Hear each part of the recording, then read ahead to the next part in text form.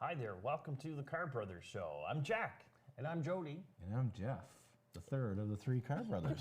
Jack, talk about a little bit what we got going on tonight. Well, it's episode 109. We have the CEO of the Chamber of Commerce for Fredericton, Morgan Peters. Oh, that's going to be great exciting. because the budget was just released in New Brunswick, and I'm sure Morgan has something to say about that. About that.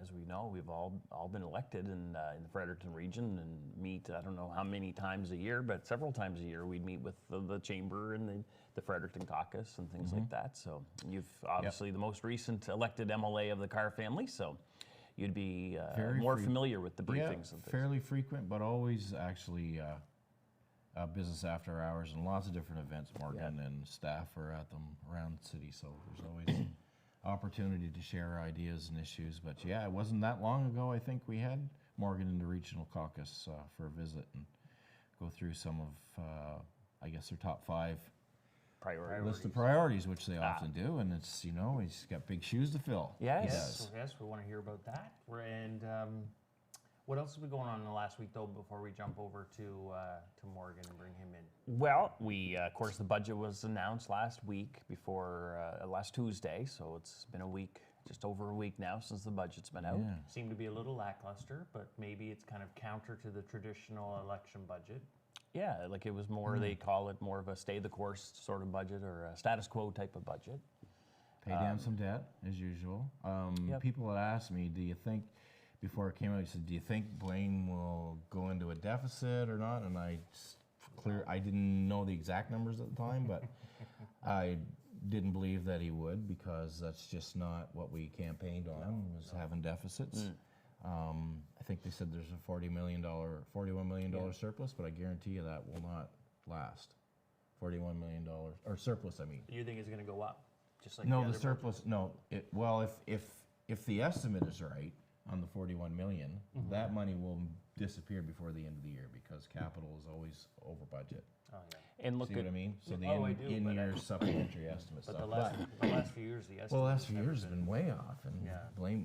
Ernie blames just the federal government and how the calculations work for the HST, and consumer spending is unpredictable, and so anyway, whatever. Yeah. But it's there it is. we've always said we wouldn't have deficit. No, that you got to give the credit there for due. Yeah. Because I firmly believe in managing within the funds you have and trying to manage well, but then helping people that need it the most too. Right. So. That's the balance. Yes. Because that saved, now taxpayers save something like $76 million on interest. A year, A yeah. year. Yes, it's huge. So it's huge. I was looking at Ontario's budget the other day, and just the $9 billion difference. deficit. I know. Wow. That's crazy. Just the difference in numbers is huge. The population, I guess, and their GDP and the revenues. Well, the National massive Post, compared to ours. there's either story or editorial from the National Post, complimenting New Brunswick's fiscal responsibility compared to other provinces across the country. So now, what else is coming up on here? April 1st. Well, it's not seems to what's be a in the big- past. What's coming? What's coming up on us right away, boys? What's this week? Hey? April 1st seems Next to be a week. big day for all of Fool's us Day. Canadians. Oh. I Big guess taxes there's coming. power rates What's are going coming? up something like 12 cents, something like that. 12%. 12%. Yeah, Yeah. I think that's what it is. What, percent, right? are you expecting a big onslaught from constituents Yes. with their power rates? Well, and it hasn't. yes, they and should be pissed. The winter's going to be over, so there's no program like for Right. No stalling- disconnect Yeah. policy. rule. Yeah. You won't really, maybe feel the bigger crunch is going to be next January, February, when it's colder. And the next year. 13% may come in next spring. Yeah, that's right. I'd be pissed. Well, I remember. And I am actually. I don't think that MV Power's done enough, or at least explained to us enough, how much they've actually reduced. And maybe they have. They're spending. Right. You just cannot keep. There's no room. Consumers don't have room anymore to pay Well, So what does the premier mortgage say? rates. What's the premier saying about it? That we just have to let MB Power be on their own Well, and run they- like a business? I think they kind of got in a little bit of trouble a couple of years ago for writing letters to the commission or the EUB, and so they maybe just no touchy. yeah.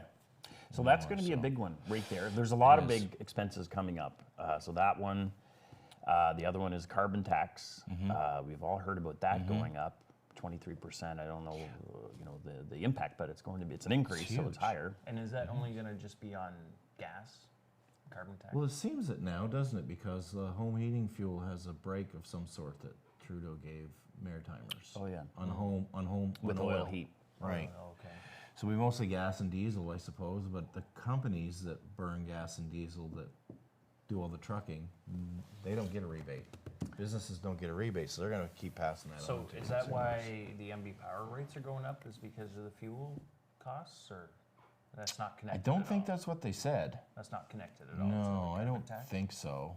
I can't understand Holland any was of it, really. Holland was blurping some stuff out there this week about how much it's cost MB Power, but we had MB Power at a committee meeting last month or so, and they tried to say that all the carbon tax that they spend that goes to Ottawa, they get it back and they give it to rebate programs, Yeah. energy efficiency. But I didn't have enough time to ask some follow-up questions to them. But if everybody who pays power has a hidden carbon tax in there somewhere, because MB Power is affected by the carbon tax and the industrial carbon tax that is on, huge. Oh, yeah. That's Right? well, then that would be a logical excuse. But to not everybody gets the rebate, so if whoever qualifies for the free heat bill gets that, you and I that pay rates, we don't get that back. So it doesn't equally come back to everybody. I guess it doesn't come back to everybody equitably. So what are they saying is the real problem at MB Power? Like What Terry was it? Gallant said. What did they say? Terry There's Gallant said. reasons. Terry Gallant said, isn't political interference part of the reason why MB Power is in the mess that they're in? So is it political interference? Has been the history? Let's or, think back over time. Well, let's just Power think. rates were frozen, and they blame it on that, whether it is or not. I still well, believe. you mean not political interference in the operations, but political interference in keeping the rates under 2%. How I don't see it. How For else? for the longest time, if they were going to be over 2%, they'd have to go to the EUB, and no one ever wanted to go to the EUB, so they kept the rates under 2%. And then I don't know, but So it's not necessarily political interference, I don't think. It's easy to say that based on recent years of letters going from cabinet or whatever from Yeah. the minister. And But we what have- happened last fall? What happened because of during the election speculation time, MB Power were given Direction to from government direction to extend their debt payment program. there wasn't going to increase.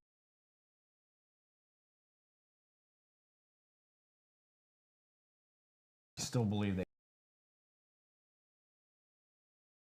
work there and process improvement that know that there's money to save Opportunities in to the save. utility and Well, and what we're we do just- know is there's one ratepayer, one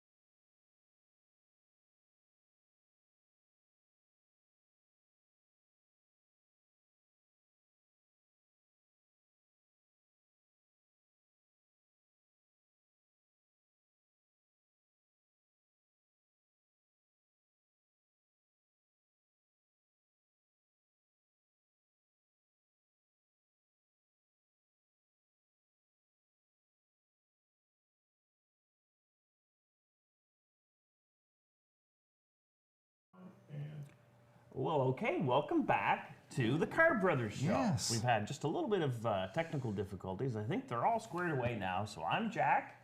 And I'm Jeff. I'm Jody. Yes, episode 109. And who are you? Who are you? We have Morgan Peters. Oh, Morgan. Yes. Morgan Peters. I was waiting for From Morgan the to Fredericton say. Chamber of Commerce, the new, most recent CEO. of the Fredericton Chamber of Commerce, and we've been trying for Month. at least a month, trying to line up a good Wednesday for Morgan to come on. We've been on and off the air, and Morgan's been busy doing different things, illnesses. Chad's been having babies. Chad's been having babies, I How's know. Chad So doing? finally, we have you here. You're taking over the role from Krista Ross, who was recently appointed to the Senate, and so thank you for being here. Well, thanks for having me on. I'm glad to finally make it in. Yeah, well, that's great to have you. And what was your role? It was policy, was it, at the chamber? I've been at the chamber almost 12 years overall, doing policy work for the first 11 and a half or so, working directly with Krista and under Krista and learning from her. And it's been a great ride, and happy to take over her legacy as CEO. Well, it seemed like a real good fit. Of course, you have to be qualified, of course, to be the CEO, but it seemed like a real good fit to have you move into that role of having the continuity of you knowing the chamber and a lot of the members as well, and working with a lot of them. Yeah, over and these years. I mean, she's included me in everything from day one. She's been prepping me a long time, bringing me to every meeting, introducing me to all the cars.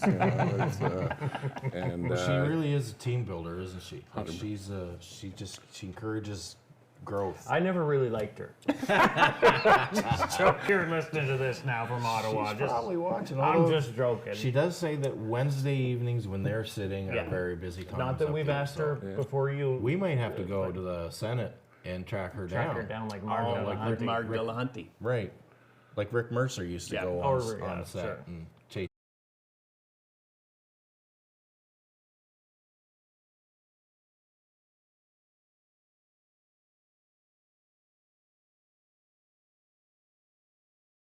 For that, but then things changed. That was pulled back. Now it was announced that that hybrid OR is going to St. John, which is not prepared. And so there's another issue for those members, skilled labor, right? So, and it's a good problem to have. It's just how do you organize it and harness that talent that's moving here to get them in the right places? Workforce is another top 5 issue for us. So growing all the time. Yeah, what about the workforce? Do you mean it's the employers and businesses are having a hard time getting the workforce, or the trained workforce, or what's the? Yeah, it's a combination of both those things. When I first started at the chamber, it was really highly skilled positions is what we heard from. An employer might say, we need this position. There's 5 of them in the world. Can you help us get it? But now it's everyone, right? It's every industry. As soon as you have an opening, you have a problem essentially, and. We've had population growth in the last 5 years. Great, we've been trying to achieve that for decades here, and now it's here, and we've got to at least consolidate that. But the answer really is more growth. We're still pretty old as a province. That average number's come down, but again, the Construction Association, they've identified 10,000 retirements in the next 5 years in that industry. So who's going to build this? You know, and so it's a difficult problem. It's catch-22 in a lot of ways, but it's something we're faced with. So well, when we took government in 2018, probably closer to 2020, they were projecting that over the next 10 years there's going to be 120,000 retirements in 10 years. And think about that. Immigration's got to be a big part of that, right? Like Huge. Our birth rate here is like 1.4. That's not enough to sustain any population. So with the federal government now reducing immigration in some areas, that's a real problem. Like I know housing is part of that, but we've just got to figure that out. We cannot slow down population growth at this point. We need younger people. We need workers to fill that, and we've got to house them. We've got to give them health care. And that's one of the reasons why, not only, the main reason is that it is on the survey as the top issue for the members. So you work for the members, so that's one of the top issues. But secondly, you need that. That's why it's crucial to be able to attract more people and to keep the people we do have. Yeah. is a good healthcare system. Yep, exactly. And I mean, it's what's important to people as individuals too. Yeah. Right? It's the most important thing. Yeah. It's a business issue, but it's a human issue first and foremost, Yeah. right? And how much do you hear about needing to have immigration versus our existing workforce or potential workforce, people that are living here? I think about people with disabilities that could be brought into the workforce, retirees that could be brought into the workforce, or social assistance. I mean, is that an area that has any potential for you as a chamber and our members? Absolutely. It's all of those things. We've had all those things in our briefs over the last few years. You've had Haley Flero on recently, You saw. one of the best advocates around, but that's who put it on our radar for underrepresented people in the workforce. So New Brunswick has one of the highest rates of disabilities, and they want to work, and we need to figure out how we can facilitate that. We don't even Sorry, know. we're just talking over here on the side that We don't Jason, even know well, if Jason we're on. says he can't hear us again because, so I don't know if we're on or And not. it's not on CHCO right now. But I think the new one is now up and running. Ah. There's It was, another one, a but- third one, I think, so. Okay. I don't know. Well, we just keep rolling Yeah. along. When you go to edit this later, you'll have lots of work to do. Oh, it'll be, yeah. So Jack will edit this for the viewers at home. Oh, well, let's not make any commitments. That might be a hard edit job. Sometimes Jack edits for YouTube, Yes, so you can go back and watch some of our previous episodes Yeah. if you wish. How's that? Yeah. Is that better? it is, because I don't know about I this can't one. believe that I was going to make a commitment as a politician. Well, there's three, I know, right? There's 3 or 4 different trained me shows better. here, so. Is there? Well, we'll just keep going then Yeah. because this is all really good, valuable It is. information. But you're right, Joe. We hear that all the time in our communities sometimes, that people that don't understand immigration and why we need to continue growing. They say, well, the people are coming here to take our jobs and whatnot, but there's lots of jobs. Well, it also seems to Seems work like. though. Morgan, did you see the last couple of years when people were moving out of even within the country to New Brunswick because of our quality of life, cost of living, I guess, in comparison, selling their homes in Ontario, Alberta, British Columbia, and then kind of making a retirement, basically, or another Especially career during COVID, here they in New were Brunswick. buying. So I was surprised that the province really hasn't jumped on that a bit more to leverage that focus. But Well, I mean, how many stories have we seen of people come here and then, surprise, can't get a family doctor, Yeah, and you're right. that's a problem. doesn't take long for like- that word to get around. Right. Well, we have clients, being in the real estate industry is exactly that. A year and a half ago, had a family move in. Now they have a health issue and have to go back to Ontario to get their health care And did service. I hear of some people that move here actually keep their family doctor in Ontario for a little bit or not other sure. provinces so that they can make contact with them if they need. Because sometimes they can do virtual appointments with their family doctor, right? They'd be not, like, not to be a one-upper, but okay. we've there's a newcomer who we work with closely in Fredericton who gets his healthcare in Vietnam sometimes. That's where he's from, so he'll go home for a visit. He's able to walk into a clinic, and as soon as he arrives there, get a full medical in the morning, and be done and on his way. Yeah. I don't think we can up that one. no, because I would think out of province to another province in Ontario after when you're no longer a citizen, It's a Medicare Yeah, issue, you have to have a isn't it? New Brunswick Medicare number, I thought. or like Sometimes it takes you forever here to get there. Yeah. So, I mean, You're right. we agree it's the most important thing, right? So we need a better story to tell in New Brunswick.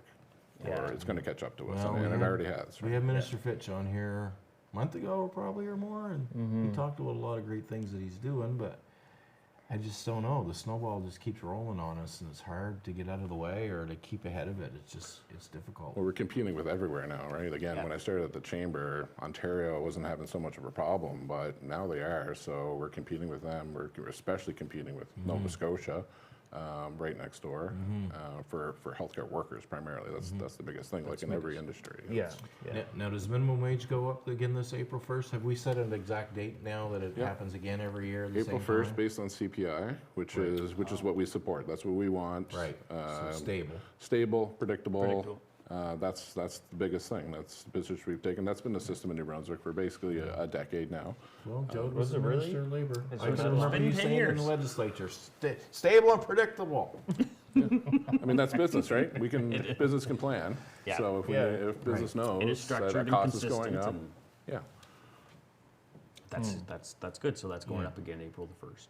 Goes up every April the Yeah. 1st now, and now it is tied to CPI because over the last few years, it kind of jumped up fast a couple of times there, which made it, I think, A difficult. couple of years ago, it jumped up $2, as Minister Holder at the time right. identified it as a course correction, and that did put us in the range of other Atlantic provinces, and that's where we are now. okay. We've all basically are around the same rate amongst the Atlantic Okay. provinces. I was going to call that out and say, well, that wasn't CPI, was it? But, No, it okay, wasn't. It was to Because- get caught up to, because if you Well, just went, didn't I the year mean- before that happened, it only went up because it was tied to it, it went up a nickel, Exactly. and everybody got upset. But it was tied to that formula. yeah, but we were For already us. behind. We were already behind. So Right. that's my argument on Nichols health is a spending. slap in the face. That's my argument on health spending and education spending.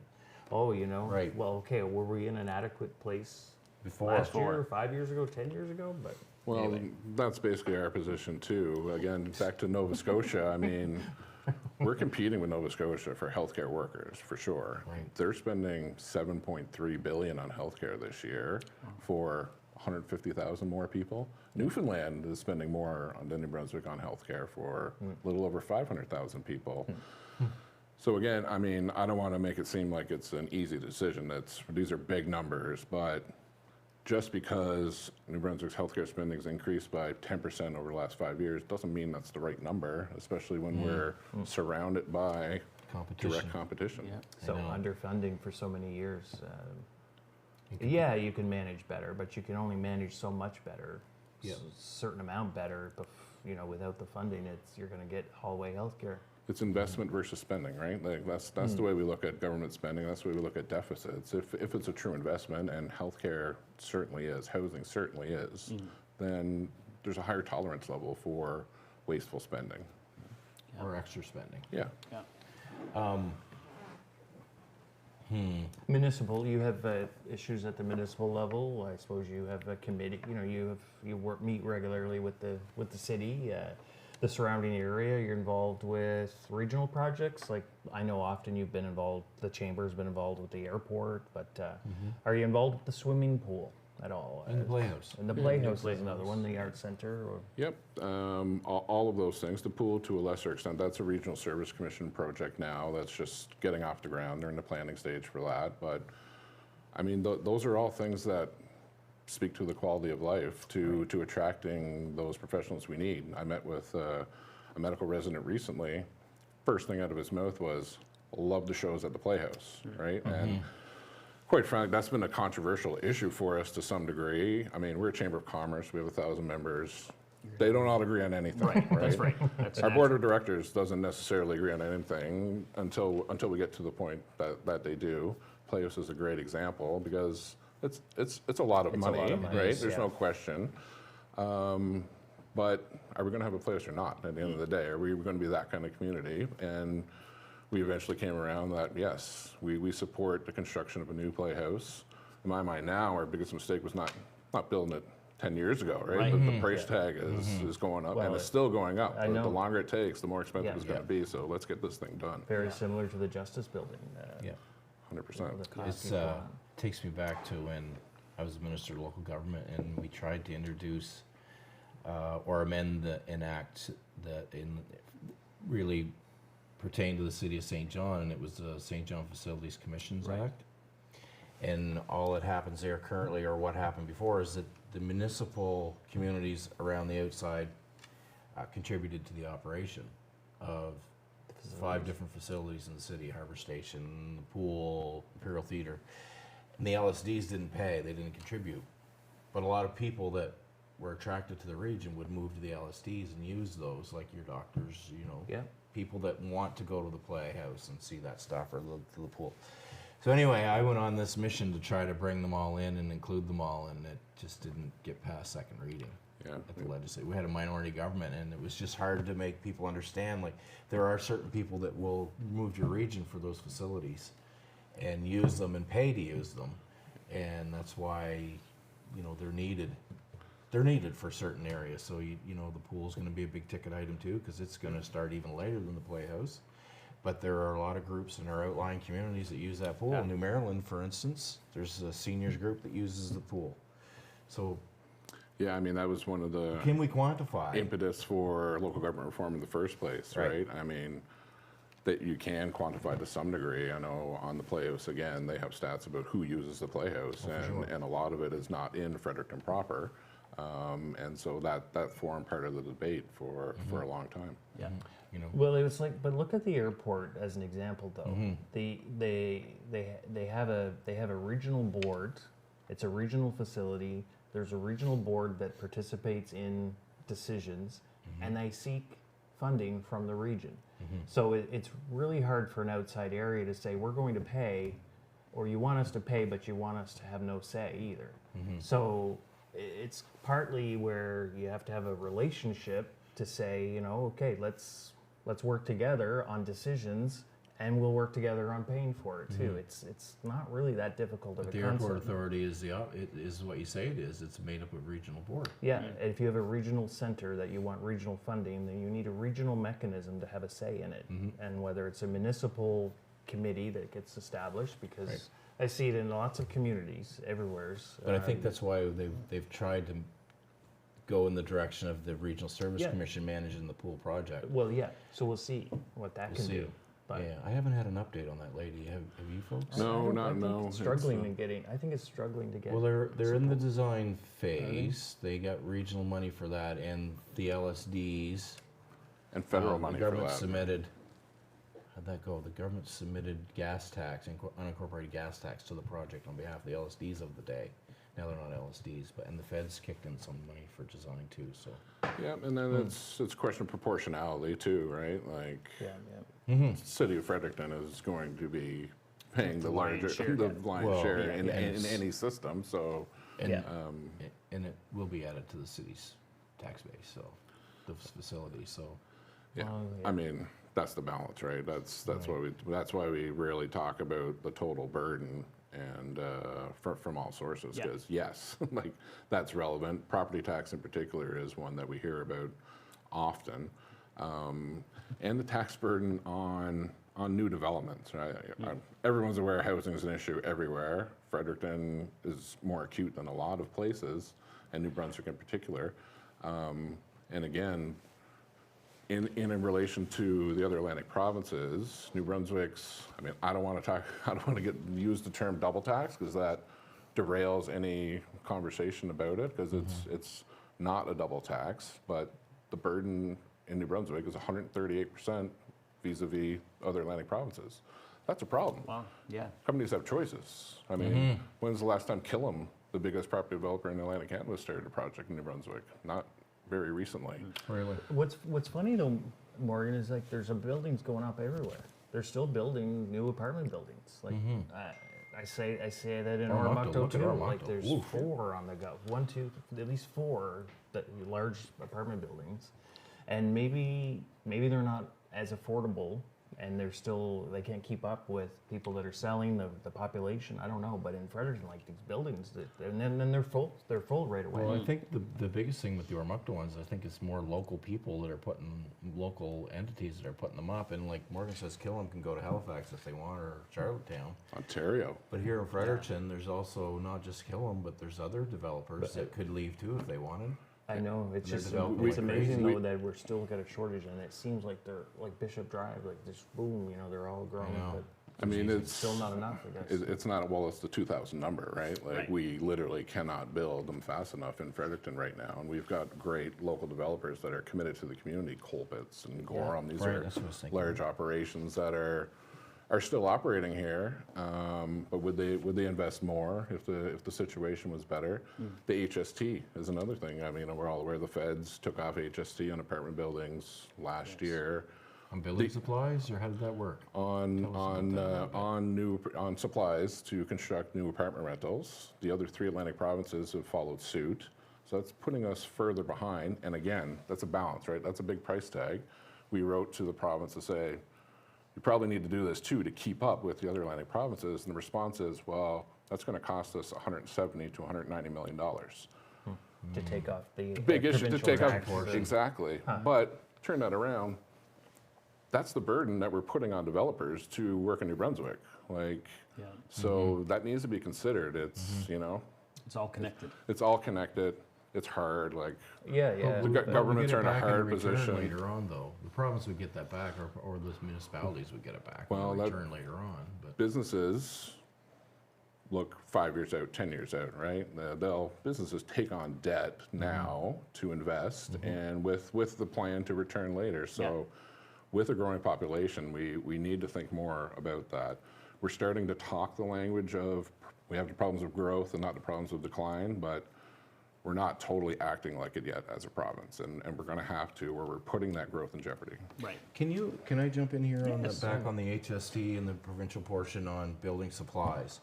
So, and maybe you can't, but I think you can. Explain to our viewers, all three. No, we're up to 5 again.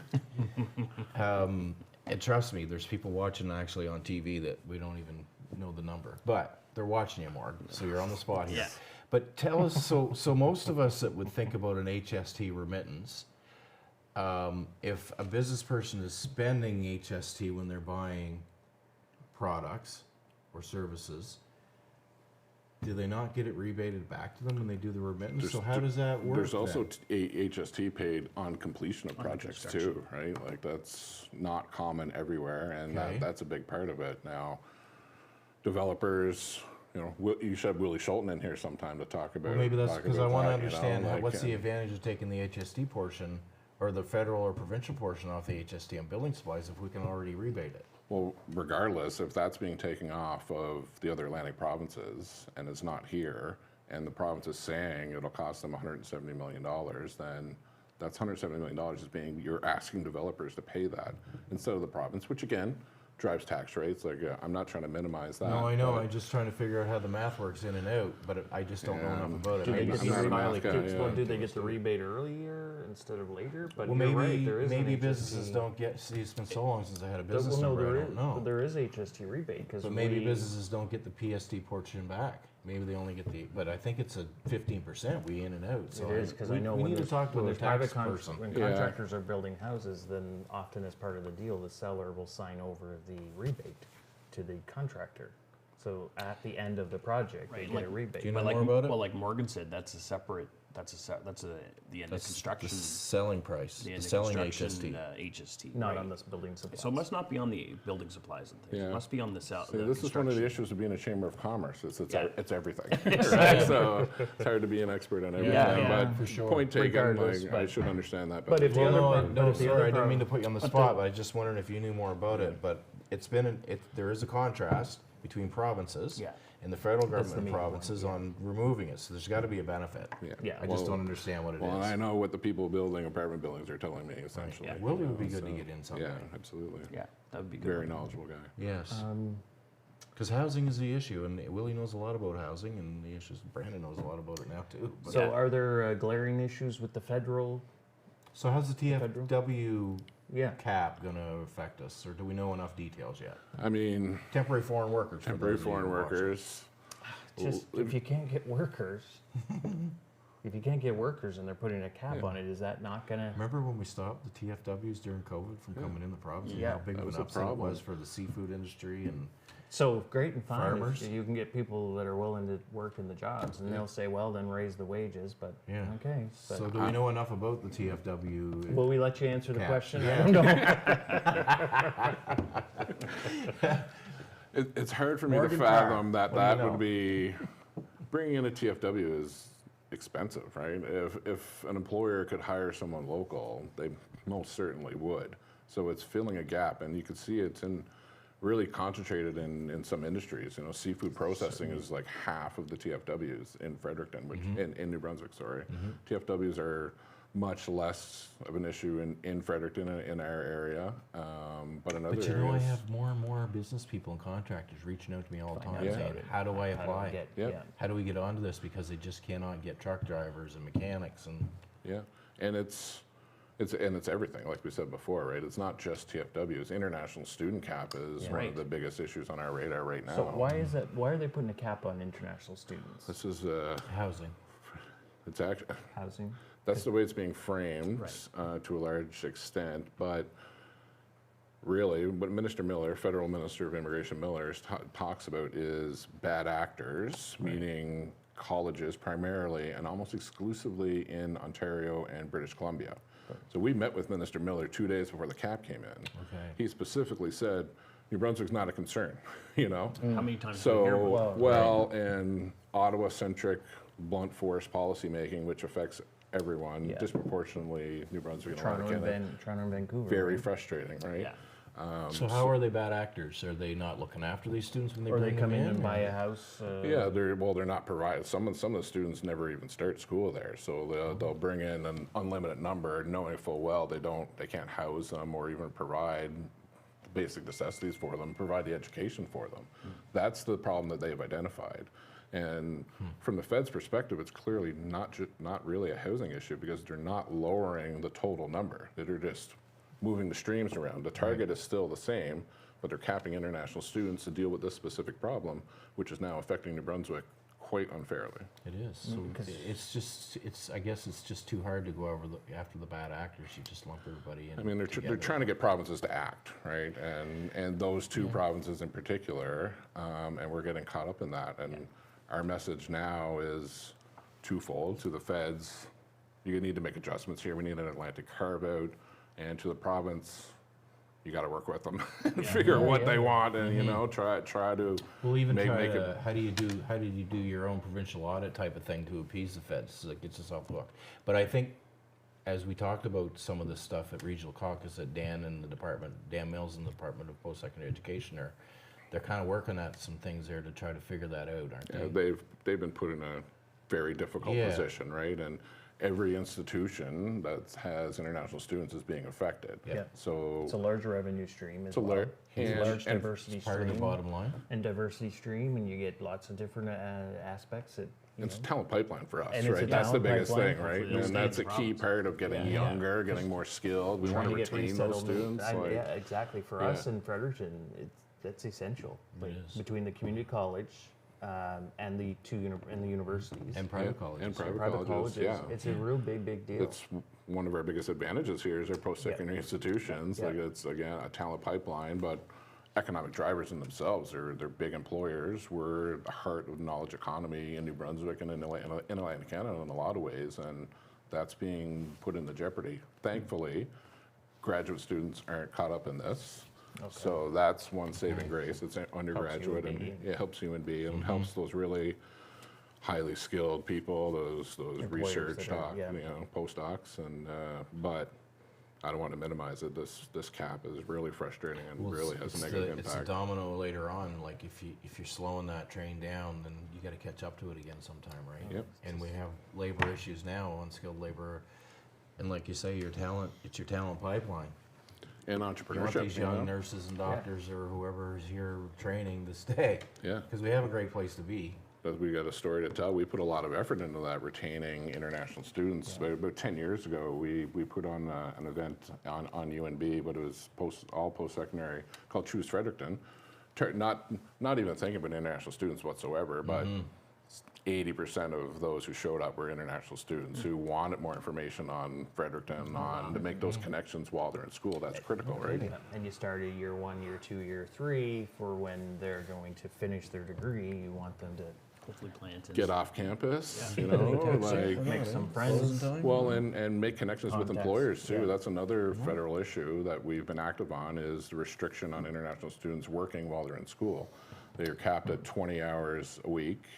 That's been lifted through the pandemic in an emergency basis, but those fill positions, but that's how you create connections. You find a job, and that's a big reason why you stay somewhere. You get introduced to an employer while you're in school, and that leads to one thing, and you know, Yeah. that's what happened to me. I came here to UNB and Oh, loved yes. it here and stayed. You know, I wanted to ask. You practiced law before, didn't you? for a short time, yes, but yeah, that's why I came to New Brunswick in the first place, go to was law to go to UNB Law. Oh, okay. My wife and I loved it here, practiced for a couple of years, then I moved into the post-secondary industry for a few years, and then landed at the chamber and had a couple kids, and There you go. Best place in the world to raise kids, yeah. Oh, And awesome. they're active. Your children are. Yeah, they're 11 and 7, so quite dynamic, yes. And the 7-year-old just had a birthday last Just had a Wednesday, birthday, 2 yes. Wednesdays ago. Yeah, you're right. Yeah. You're on the ball, yeah. That's why I couldn't come 2 weeks ago, yes. Right on. That's Yeah. awesome. Good stuff. Well, So- good for you. Thank you for being here in New Brunswick. It's important. And look, I mean, you know, you got hitched on with the chamber and trained by Krista, and Couldn't ask Here for a you better are. situation. I know. That's good. Great, And it's- great organization. You really do a good job. Yeah. I appreciate you, and I've always appreciated the chamber, and you guys did too, Very, very much. as You- politicians yeah. regionally and stuff. You reach out to your members, you get the basis there of a mandate, and then you communicate clearly to decision makers and your members, and trying to bring forward solutions, not just complaining, but you bring Well, forward solutions. that's so you important. try. We want to be fair, right? Like government's not the enemy. Like Right. everyone has a job to do, and we have to make our case clearly and succinctly, and work together. More communication, the better. There's a lot of benefits for a business or organization to be members of the chamber. Just list off a few.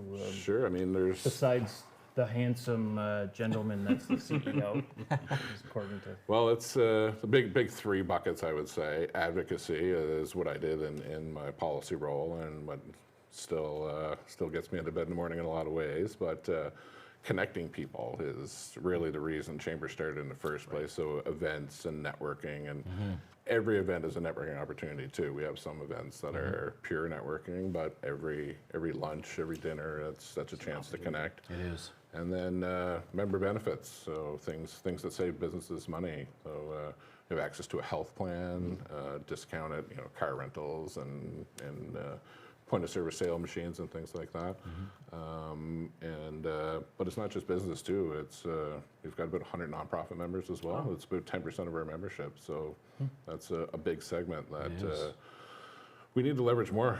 Really, I don't know if we've done the best job at serving their needs that we could. So Haley Flaro again is a key person. She probably has a few ideas. She's got some thoughts about how the chamber can do better. Yeah, that's awesome. I want to Well, hear it them. is awesome. Good, They're a good. wealth of knowledge. A lot of those guys in the nonprofit sector, Yep. huge. And they do a lot of work, which benefits business. Quite frankly, they do a lot of work that. So for anybody viewing and watching, if you have a small business, you're in the Fredericton area or any area, reach out to your local chamber. Yeah.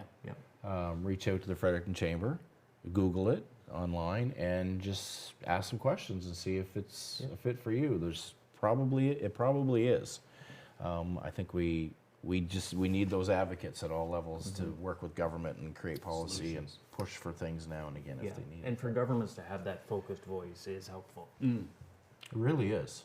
I remember a day when we used to bring all the different parties into regional to meet with the chamber at once. Like Stephen Horseman would come with us, and yeah, Jenica, your full and our caucus. regional caucus, or whoever the MLAs were in the area would come together, and then we just started doing it more individually after that. But we tried it, and it was interesting. But it's a regional thing that you're advocating for at the end of the day. Yeah, So. absolutely. Good. Well, I think that brings us to the end of our time. Well, we've got a few more minutes. Oh, we got a few Oh. more minutes. Okay, a we few got more minutes. So yeah, just we can go a few more. well, okay. the question is what's upcoming? What should people be looking for? With Well, the chamber? we're celebrating our 150th anniversary this year. Yeah. And, it'll be the first thing I'd point out. We're having a big gala dinner next month, April 24th. Steve Murphy, recently retired from CTV, is our keynote speaker with that. On our show recently. Yes. Oh, really? Yes. Yeah, no, It's we. just fantastic. I think Yeah. I confirmed. Maybe just before Christmas, I forget. It was. We got to the Christmas end of the daddies. show, and we got to the end of the show, and we ran out of time, and he's like, I had questions to ask. I'm He pro said. Steve Murphy, absolutely. And I think I asked my secretary to confirm today that I would be going to the galas, because I think Wonderful, it's kind of yeah. interesting and cool. Networking. Right? Yeah. Well, and What else, Morgan? well, Yeah, what else is on that event, it's one of the things I'm looking forward to most is a panel of our past presidents. So we Bud Bird has agreed to talk about his time at the chamber. Fireside chat. Yes, yes, and That'll be good. so we're trying to try to book one past president for each recent decade, basically. Yeah, interesting. or era, and look back at then versus now, 150 years ago. So we're pretty excited for that. Earlier today, we hosted our second annual Indigenous Business Forum. It's a partnership with Jedi, Joint Economic Development Initiative. last year we really focused on an educational piece, especially trying to focus on unique challenges that Indigenous businesses have and how we can engage with them as non-Indigenous organizations, and which was great. And the feedback we got from that was, okay, what do we do now? Yeah. What do we do when we go to work tomorrow? Where we're in. So that was our focus today. Was reconciliation. So we put a lot of effort on. good. Yeah, what are those actions you can take, and the procurement piece. We're working together on that, and then hearing from some startup Indigenous businesses. It was really an inspiring day, and we're looking forward to doing more of that. That's a priority for us. That's great. That is good. That's great to have everyone, again, the theme of people working together, leveraging and achieving our goals. And if you talk building each workforce, other like the up. Indigenous community is the fastest Yes. growing demographic in the country, and certainly here, and want to be engaged more, and we can all do a better job of that, So that's what we're trying to do. What does the summer look like for the chamber? What's the normal course? So you're doing your gala, but do you continue your Well, I mix hope and we can get our mingles? registration in quick enough for the gala? golf tournament. Yes. I know. Oh, right. Remember last year we missed it. know, We we waited tried too long. Didn't Well, get I tried on. to show up the day of, but apparently it's way But too you late. gotta That's not going to fly at I our know, you're not going tournament, to fly. no. I'm like, Dad, Is you registration open yet? It is not yet, but it will be fairly soon. So make sure on our mailing list if you're not there. But No, we're on the mailing. We're gonna get on there this year. Emailing list? emailing us, yeah. We don't send too much well, snail mail. I'm a member, so I should get notifications. Well, all three of us are members. You're a member too? Yes, Yeah, yes. yeah. I didn't want Good. to say anything in case the other two Well, no, weren't, I but, just feel that I need to support the chamber because of the networking piece. And I knew we'd get this back to us one way. Yeah.